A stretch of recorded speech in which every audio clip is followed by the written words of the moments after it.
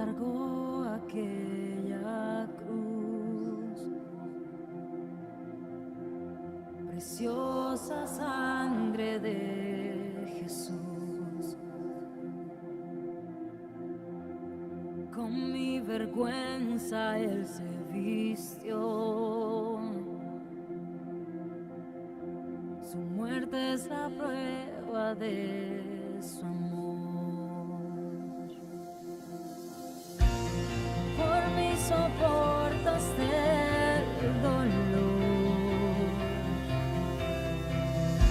Sufrir en la cruz no te importó. Con toda mi alma cántale, hermoso Dios, eterno Rey, mi Salvador,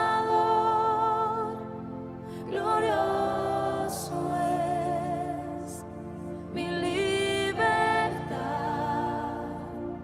comprada fue, me rescató su gracia.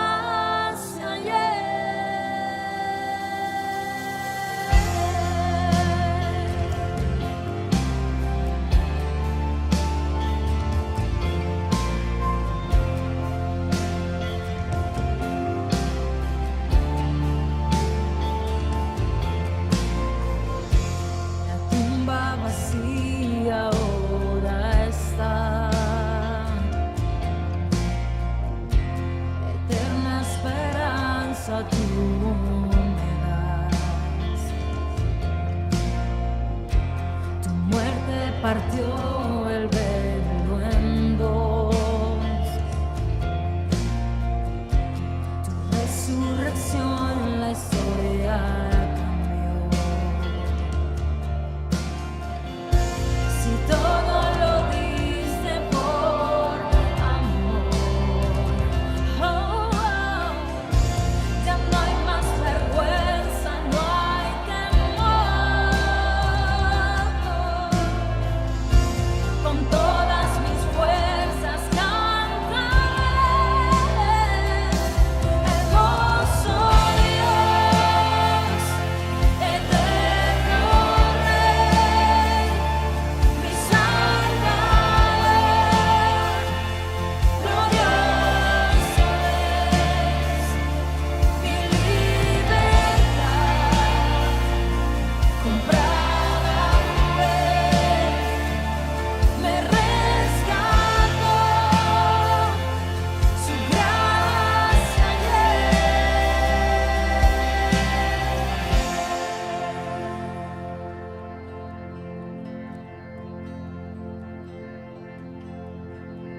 Al mirar tu cruz yo soy libre, con poder la muerte venciste, por la eternidad yo te adoraré, y de gracia en gracia iré. Al mirar tu cruz yo soy libre, con poder la muerte venciste, por la eternidad yo te adoraré, y de gracia en gracia iré. Al mirar tu cruz yo soy libre, con poder la muerte venciste, por la eternidad yo te adoraré, y de gracia en gracia iré. Al mirar tu cruz yo soy libre, con poder la muerte venciste, por la eternidad yo te adoraré, y de gracia en gracia iré.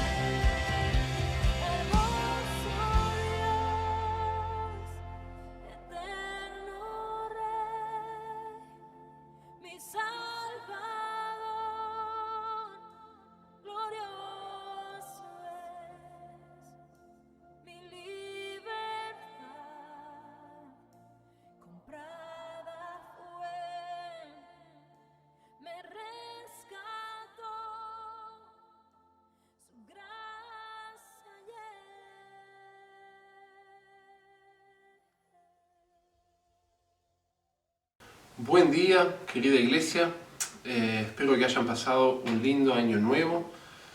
Hoy estamos en el primer domingo de este 2021. Espero que todos ustedes estén muy bien.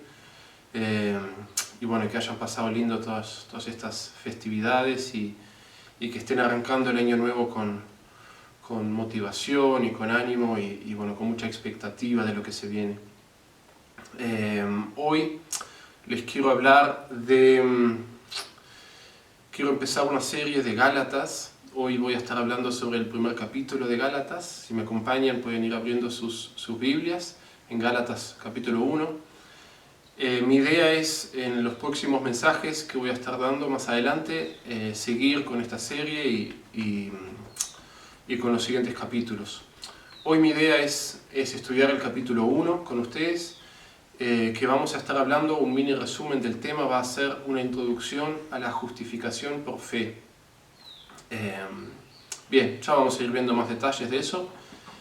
Si tienen sus Biblias ahí, empezamos en Gálatas 1. Pablo, apóstol, no de parte de hombres ni mediante hombre alguno, sino por medio de Jesucristo y de Dios el Padre, que lo resucitó de entre los muertos, y todos los hermanos que están conmigo, a las iglesias de Galacia. Gracia y paz a ustedes de parte de Dios nuestro Padre y del Señor Jesucristo, que Él mismo se dio por nuestros pecados para librarnos de este presente siglo malo, conforme a la voluntad de nuestro Dios y Padre, a quien sea la gloria por los siglos de los siglos. Amén.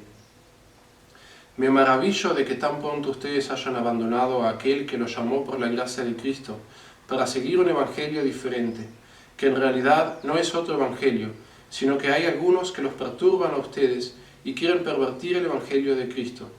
Pero si aún nosotros o un ángel del cielo les anunciara otro evangelio contrario al que les hemos anunciado, sea anatema. Como hemos dicho antes, también repito ahora, si alguien les anuncia un evangelio contrario al que recibieron, sea anatema. Hasta aquí quiero leerles en un principio, hasta el versículo 9, y bueno, les pido que me acompañen en oración. Querido Padre, te pedimos que en esta mañana tú nos abras nuestros corazones para entender tu palabra, para que tú nos reveles tus misterios, tus verdades, papá. Las verdades tan lindas que encontramos en tu palabra, que tú las hagas vivas en nuestro corazón, que moldees nuestros corazones con tu verdad. Espíritu Santo, te pedimos que tú ablandes nuestros corazones y que estemos atentos a escuchar tu voz, que podamos en todo momento estar atentos a tu sabiduría, y que podamos dejar de lado el orgullo propio nuestro y humildemente aceptar lo que tú tienes para nosotros en este día. En el nombre de Jesús, amén. Bien, bueno, quiero empezar entonces contándoles un poco del contexto de esta carta de Gálatas. Esta carta, como capaz ya notaron en estos primeros versículos que les leí, Pablo la escribió con mucha pasión y con cierta frustración. Estaba bastante enojado, se lo notaba, ¿sí? Él la escribió a unas iglesias en el sur de Galacia, que hoy sería la Turquía. En esa zona estaban ubicadas a varias iglesias que les está escribiendo, y Pablo había fundado estas iglesias en su primer viaje misionero probablemente. Como les decía, es una de las cartas más intensas de Pablo. Podemos ver esto, que está como enojado con ellos, porque en todas las cartas de Pablo él normalmente respeta cierto orden. Tiene un saludo, después tiene como un elogio a los oyentes o a los lectores de la carta, y después sigue al cuerpo principal. Esta carta, Gálatas, es la única epístola que Pablo escribió que no contiene ninguna felicitación para sus lectores. Normalmente él siempre dice algo así como: doy gracias a Dios por su fe, doy gracias a Dios por su comunión en el Evangelio, doy gracias a Dios por su amor que se manifiesta a todos los santos, o por su constancia en la esperanza. Alguno de esos elogios siempre les da, alabando de cierta forma la fe que estaba viviendo esa iglesia en particular. Bueno, en Gálatas él salta esta parte, como vimos, y como vamos a ver ahora bien de vuelta, directamente los saluda y empieza a retarlos, digamos, a darles palo. Entonces, ¿qué fue un poco lo que pasó? ¿O por qué está tan motivado él, tan enojado de enseguida de pasarse esto de la felicitación?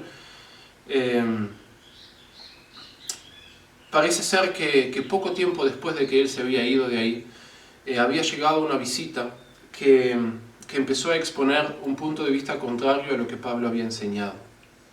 ¿Qué era lo que estas personas enseñaban a los Gálatas que tiene a Pablo tan furioso? Bueno, ya lo vamos a ver. Empecemos en el versículo 1 y vayamos por parte. El versículo 1 dice: Pablo, apóstol, no de parte de hombres ni mediante hombre alguno, sino por medio de Jesucristo y de Dios el Padre, que lo resucitó de entre los muertos.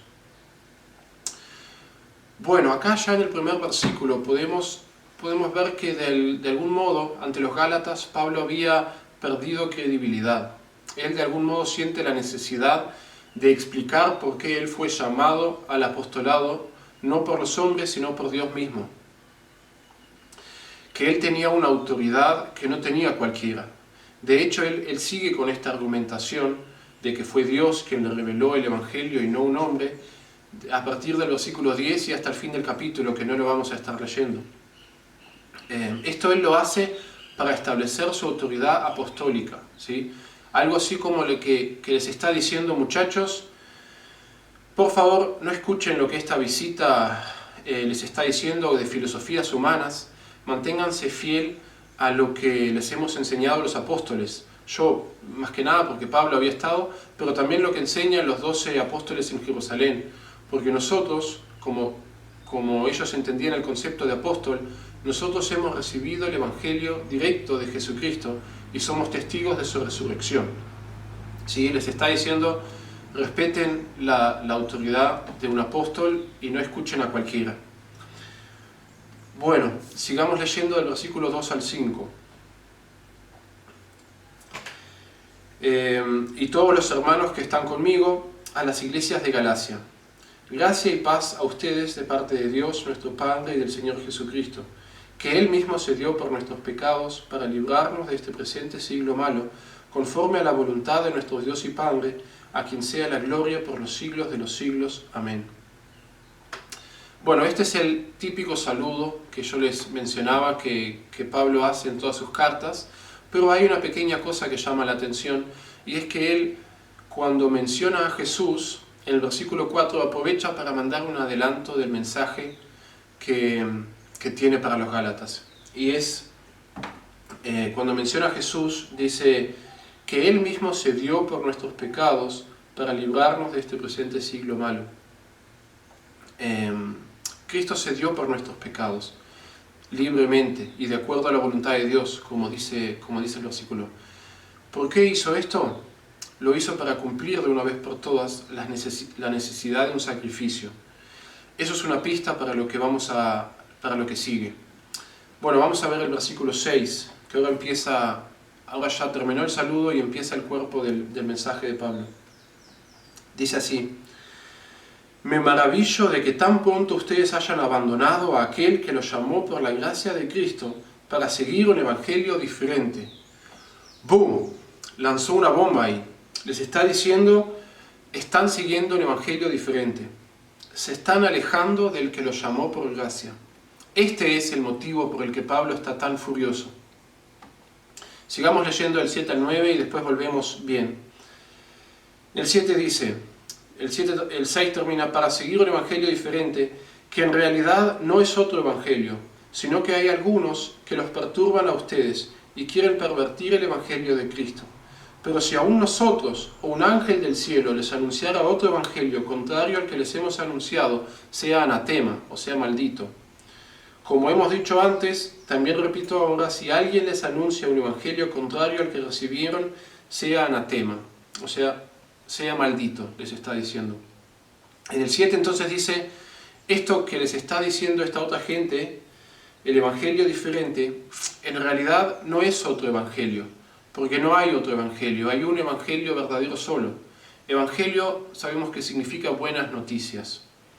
Y lo que esta visita, que los va a empezar, a quienes se les llama judaizantes, lo que esta visita les estaban enseñando no eran buenas noticias. Estaban pervirtiendo el evangelio que él les predicó. Para entender bien por qué lo que ellos enseñaban no eran buenas noticias, tenemos que tener bien claro cuáles son las buenas noticias, cuál es el evangelio verdadero. El evangelio verdadero, y lo tenemos que saber todos, es que todos nosotros estábamos perdidos en nuestros pecados, estábamos muertos en nuestros pecados. Y sabemos que alguien muerto no se puede salvar a sí mismo. Sabemos que la paga de nuestro pecado era la muerte, nuestra muerte. Éramos o somos 100% merecedores de la muerte eterna, el infierno, porque habíamos desechado la bondad de Dios y habíamos elegido revolvernos en el lodo en vez de en la presencia de Dios. Nosotros preferimos el pecado antes que a Dios. Y las buenas noticias son que Dios nos amó tanto que sin que nosotros tengamos que hacer algo para merecerlo, más que creer en Él, Él dio la vida de su Hijo Jesucristo y Jesús se dio libremente en sustitución por nuestras vidas, para declararnos justo delante de sus ojos y para llamarnos sus hijos. Todo eso sin que nosotros necesitemos hacer algo para merecerlo, solo por nuestra confianza o por nuestra fe en Él.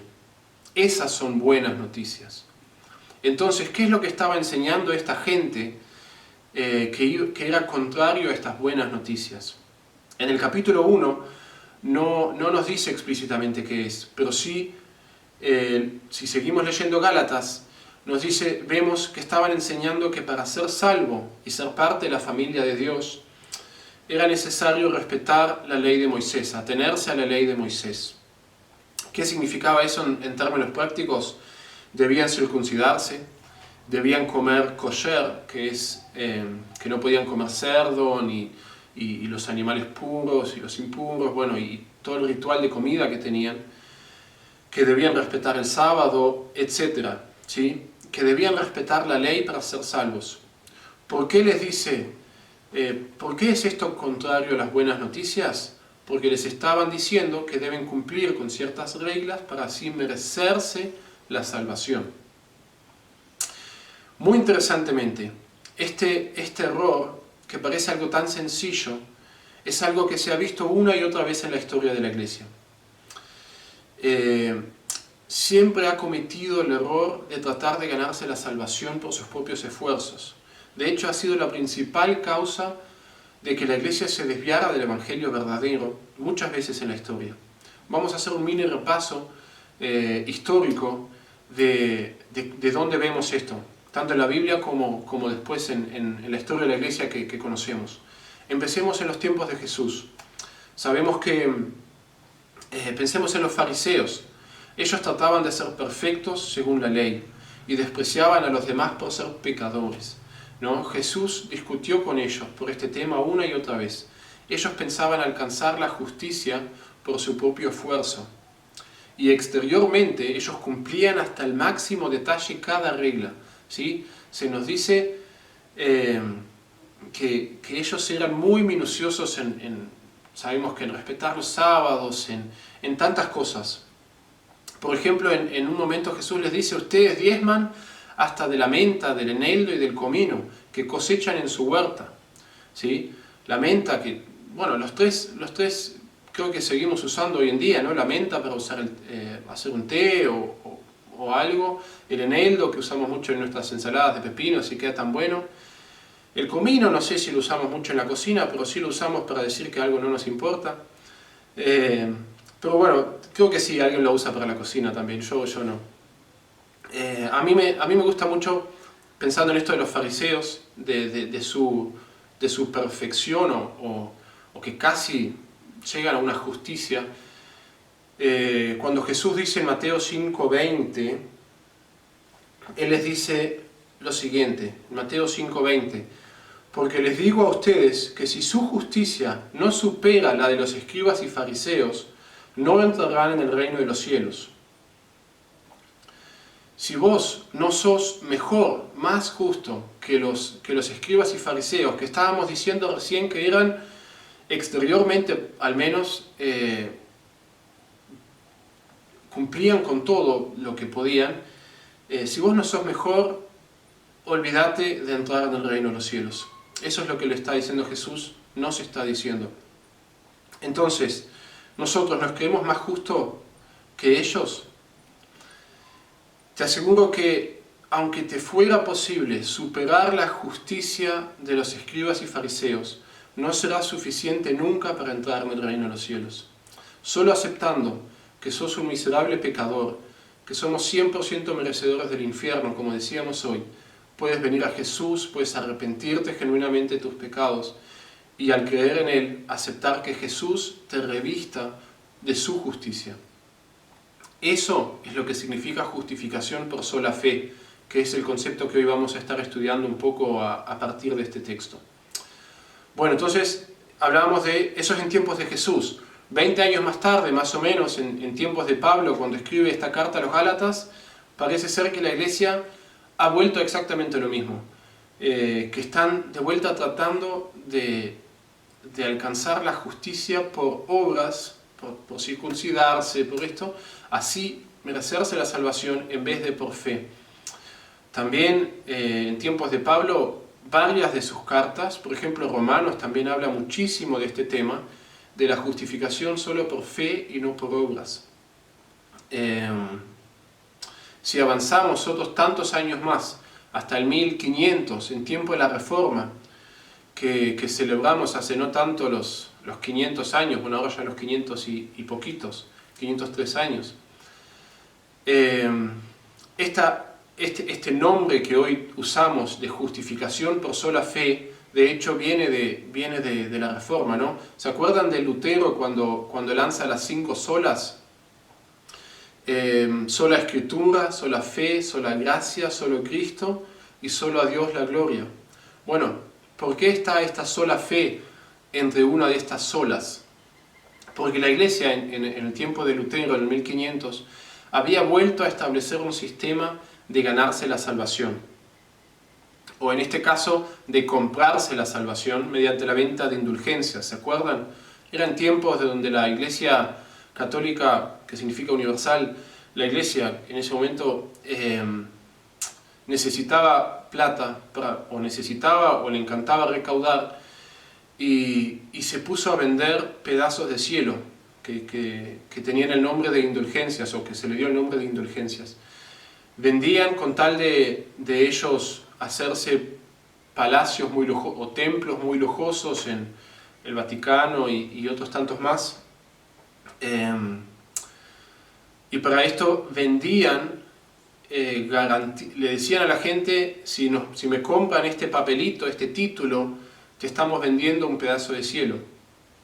Bueno, es lo mismo, es esta gente ingenua que no sabía la verdad, pensaba que se estaba comprando la salvación, que se estaba comprando el acceso al cielo, pagando. De hecho, hay un comentario de Lutero sobre la justificación por fe que me gustó mucho y se los voy a leer. Dice así: tenemos que temer como el peligro más grande y más cercano que Satanás nos quite esta doctrina de la fe y vuelva a traer a la iglesia la doctrina de las obras y de las tradiciones de los hombres. De ahí que sea muy necesario que esta doctrina sea mantenida en práctica continua y ejercicio público, tanto de lectura como de oír. ¿Me siguieron? En otras palabras, lo que está diciendo, tenemos que temer como el peligro más grande y más cercano. Bueno, lo más probable que Satanás haga en la vida de un creyente es que nos saque la vista de la enseñanza de que somos justificados solo por fe y nos haga creer que la salvación debe ganarse con obras, con acciones.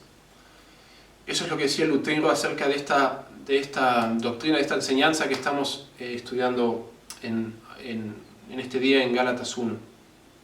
Entonces, déjame hacerte esta pregunta. ¿Alguna vez te preguntaste ¿Por qué la iglesia una y otra vez comete el error de tratar de ganarse la salvación por sus propios esfuerzos? Yo pienso que la principal razón de por qué la iglesia siempre vuelve a cometer este error, y también hoy lo está haciendo, es por orgullo. Porque aceptar las buenas noticias requiere humildad. Requiere reconocer que uno solo no puede, que yo solo no puedo salvarme. Por eso el hombre, cuando le dicen, tenés que hacer esto para ser salvo, en vez de verlo como una mala noticia, que lo es, normalmente el hombre, la intuición es abrazarlo rápidamente, porque le permite decir, yo me sacrifiqué, yo llegué a donde estoy gracias a mi esfuerzo, yo me merezco estar aquí. A nosotros nos encanta pensar que nos merecemos tener lo que tenemos, que nos merecemos ser lo que somos. Y la verdad es que en nuestra fe, en lo espiritual, nada está más alejado de la realidad que eso. Déjame preguntarte algo. ¿Te has sentido así? ¿Has sentido que te mereces cierto respeto por tus buenas acciones? ¿Que te has acercado a Dios gracias a tu obediencia a sus mandatos? ¿Que te has ganado un lugar en la iglesia, en la familia de Dios, gracias a tu perseverancia? ¿O que la iglesia debería tomar el rumbo que vos digas porque vos metiste mucho esfuerzo en ella? Déjame decirte algo bien serio. Si vos crees que tus acciones te han acercado a la salvación, entonces le estás diciendo a Jesús, ¿sabes qué? No te hubieras molestado. No te hubieras molestado en morir en la cruz. Yo podía esto solo. Estaríamos desechando la gracia. Si no me creen que esto es bíblico o que no sigue el patrón lógico de razonamiento de lo que estamos viendo en Gálatas, podemos ir juntos a Gálatas 2:21, que dice exactamente esto que les estaba diciendo, de que estamos desechando la gracia al pensar que nosotros podemos hacerlo con nuestras fuerzas. Dice, no desecho la gracia de Dios, pues si por la ley fuese la justicia, entonces Cristo murió en vano. Lo que los estaba diciendo, le estamos diciendo a Cristo, moriste en vano porque yo puedo solo con esto. Estamos desechando la gracia. ¿Vos sentís que eres más o menos justo? ¿Te sentís justo que vas a tener una vida eterna porque al compararte con los demás vos eres mejor persona o por lo menos mejor que el promedio y que Dios va a tomar los mejorcitos y a eso les va a salvar? Bueno, déjame decirte que estás cometiendo el mismo error que los Gálatas, por el que Pablo estaba tan furioso cuando escribió esta carta. Que estaríamos siendo igual a los fariseos que confiaban en su propia justicia, y estaríamos siendo igual a los ingenuos que compraban indulgencias pensando que tenían asegurado un pedazo de cielo. Solo por gracia Dios nos llama a tener fe en Él. Si vemos los versículos 14 al 16, que no los vamos a leer bien, pero Pablo está hablando de su conversión, ¿sí? Y les está diciendo, yo aventajaba en el judaísmo a muchos de mis compatriotas contemporáneos, mostrando mucho más celo por las tradiciones de mis antepasados. Yo era mucho mejor cumpliendo las reglas. Pero Dios, que me apartó desde el vientre de mi madre, me llamó por su gracia y tuvo a bien revelar a su Hijo en mí para que yo le anunciara entre los gentiles. Nos está diciendo cosas muy lindas acá. Primero que nada, nos dice, podemos pensar en que si Dios lo había apartado ya desde el vientre de su madre, Dios no pudo haber tomado en cuenta ninguna acción o siquiera una decisión de Pablo para hacerlo su hijo. Dios lo eligió de antes de que pueda hacer una acción o tomar una decisión. Y sabemos que Pablo además de lo que dijimos, ciertamente no lo estaba buscando o queriendo tener fe cuando Dios se le revela en ese momento que todos recordamos que Pablo estaba yendo a Damasco a encarcelar a muchos cristianos. y Jesús se le aparece y le habla y como Pablo mismo dice, Dios tuvo a bien revelar a su Hijo en mí para que yo le anunciara entre los gentiles. Dios lo llama por su gracia. Y acá está la otra clave. ¿Para qué? Para que yo le anunciara entre los gentiles. Este es el lugar de las obras. Porque, a ver, todos sabemos que lo que hablábamos hoy, la obediencia, la perseverancia, todas estas cosas son buenas, pero son consecuencia de nuestra conversión. Y son consecuencia de habernos salvado por la maravillosa gracia de Dios. No son una condición, no son un requisito, sino que son un fruto de nuestra salvación, de lo que Dios hizo en nosotros. El fruto es que nos esmeremos en hacer buenas obras. Porque, a ver, tenemos que aclarar esto bien, porque por supuesto nunca falta el que después de todo lo que hayamos dicho, de que somos justificados solo por fe, nunca falta el que dice, bueno, no importan mis obras, puedo hacer cualquier cosa, total, solo importa mi fe. Y empieza una vida, digamos, de libertinaje, ¿sí?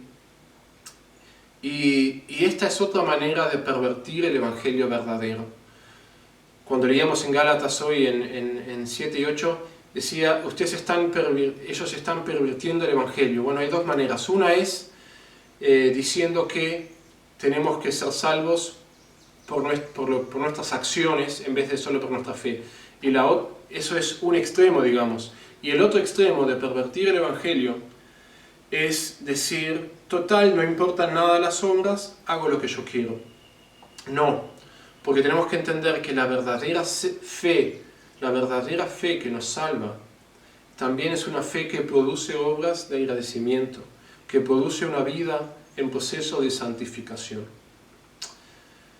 Abracemos esa fe, y con esto estoy terminando, con este mensaje. Abracemos esta fe que salva y que también produce en nosotros obras por agradecimiento, que produce en nosotros una vida de santificación. Si vos sentís que nunca has experimentado esta fe que salva, esta fe que sola salva, hoy puede ser ese día. Humillate ante Dios y aceptá su gracia. O capaz sentís que te has estado dejando llevar, como los Gálatas, a tener un cierto sentido de autojusticia. Quiero animarte también a que vuelvas a Dios con humillación también. Deja que Él en su misericordia te muestre tus errores. Pídele perdón y abraza nuevamente esta asombrosa gracia que nos da fe y que nos hace justos ante Él. Amén. Nos unimos en oración. Papá, nos humillamos ante ti. Papá, entendemos que solo gracias a tu gracia, a tu amor con nosotros, tú nos declaras justo ante tus ojos.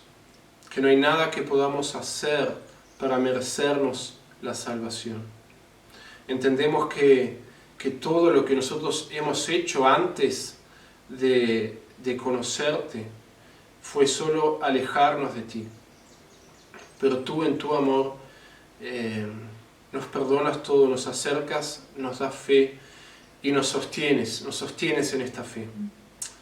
Gracias, papá, porque gracias a tu Espíritu Santo podemos empezar a vivir una vida haciendo acciones que sí te dan la gloria a ti. Que podemos empezar una vida que sí te honra a ti, que sí deja tu nombre bien en alto. Papá, te pido que tú estés trabajando en nuestros corazones para que esta verdad se vuelva totalmente aplicada en nuestras vidas. Que podamos entender que la iglesia es toda tuya y que no somos nosotros los que determinamos, los que nos hemos ganado un lugar y que por tanto somos nosotros los que determinamos el rumbo de la iglesia, sino que sos tú, Señor. todo aceptamos de ti y todo lo buscamos de ti. Gracias, papá, por todo. Te pedimos que tú nos acompañes en esta semana, nos des fuerzas, nos des ánimo para arrancar este año nuevo y que podamos siempre buscar nuestras fuerzas en ti y no confiar en nuestras fuerzas, sino siempre confiar plenamente en ti. En el nombre de Jesús, amén. Que tengan un lindo día.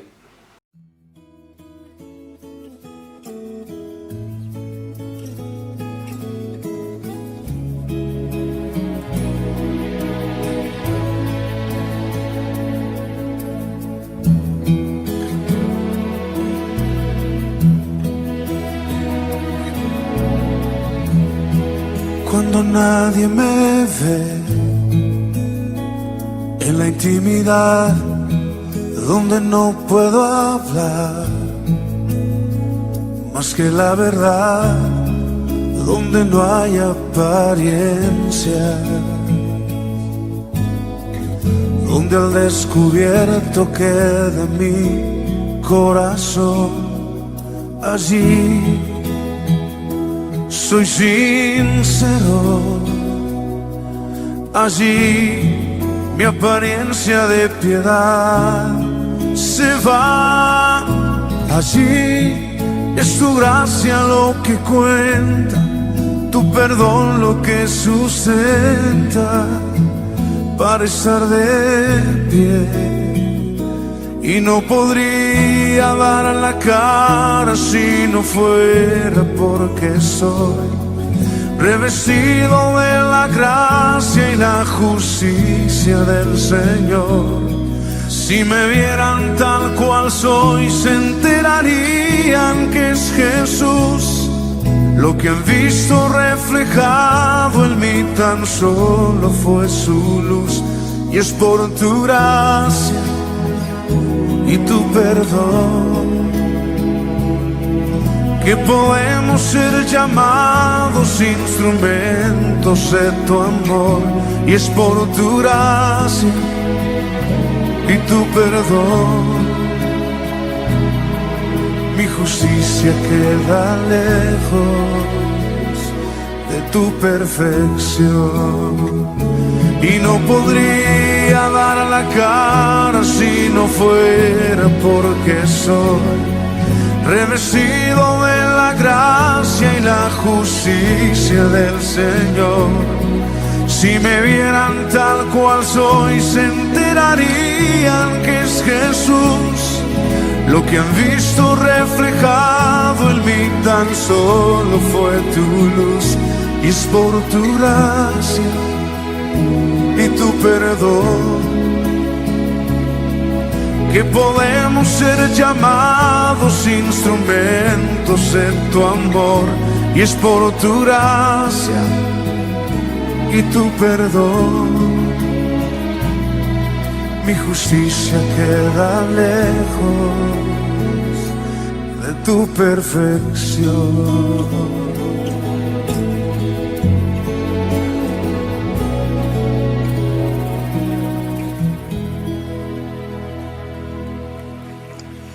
El Señor te bendiga y te guarde. El Señor haga resplandecer su rostro sobre ti y tenga de ti misericordia.